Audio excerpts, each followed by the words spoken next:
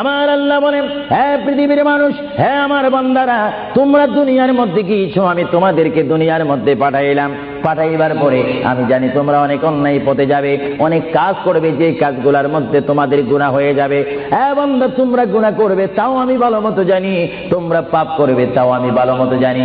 বান্দারে, পাপ করার পরে, গুনাহ করার পরে একাই কি মসজিদের মধ্যে তোমরা কেঁদেছো, রব্বানা যালামনা, বলেন রব্বানা যালামনা আনফুসানা ওয়া ইল্লাম তাগফির লানা ওয়া তুরহামনা লানাকুনান্না মিনাল খাসিরিন বলে বলে মসজিদে কেঁদেছো, আসরের নামাজ পড়ে কেঁদেছো, যোহরের নামাজ পড়ে কেঁদেছো, মাগরিবের পড়ে কেঁদেছো, এশার নামাজ পড়ে কেঁদেছো।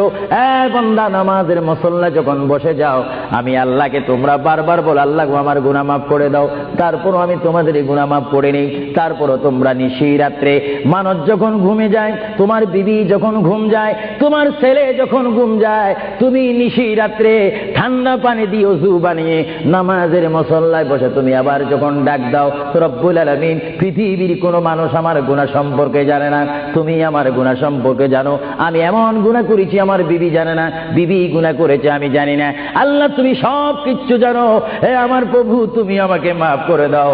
আমার আল্লাহ বলে, তারপরও যদি তোমাদেরকে আমি মাফ না করি, তারপরও বান্দা, তোমরা আমার রহমতের দরজা থেকে ফিরে যাইও না। আমি